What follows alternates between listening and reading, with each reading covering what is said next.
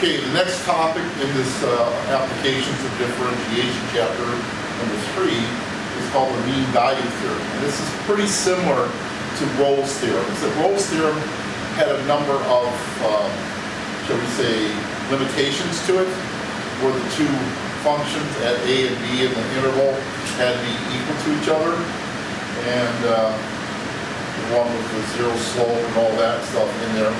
And it works really well. In fact, the proof of this actually is involving the Rolle's theorem idea. It turns out Rolle's theorem is a really important theorem for proving other theorems. And this is no exception. This was developed by a scientist by the name of Joseph Louis Lagrange. He was actually Italian. His original name was Giuseppe Luigi Lagrangia, but he moved to France, where the science of the time was happening in the late 1700s, early 1800s. In fact, Lagrange was, which became known as in France, became so important that he helped develop the metric system that we all know that's come or evolved into the SI system.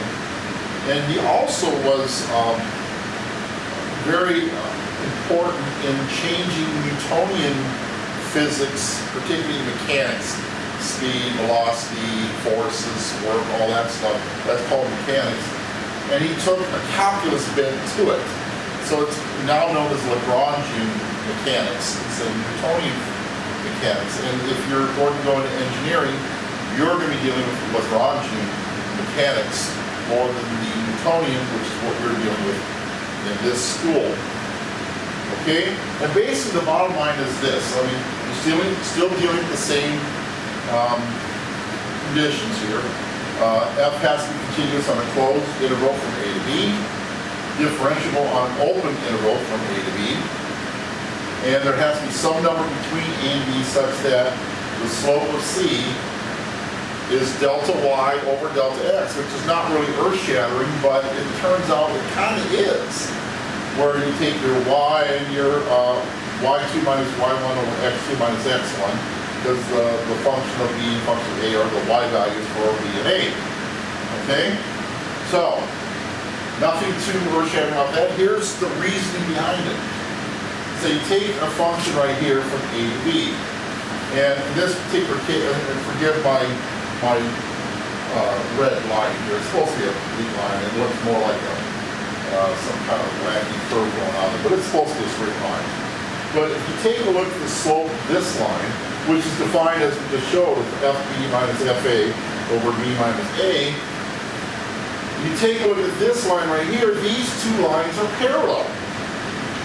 Ignore the drawing. But they are supposed to be parallel. And if they're parallel, then the ability to find the slope of this can be done by taking known values of your extrema a and b. Okay? And so this is why the slope of C, or the slope of the tangent at point C, is equal to the slope of these two extrema points. That's all there is to it. And the mathematics is pretty simple. You just got to set these two equal to each other. That's all it is. So let's take a look at some problems. Take a look at your book on page 177.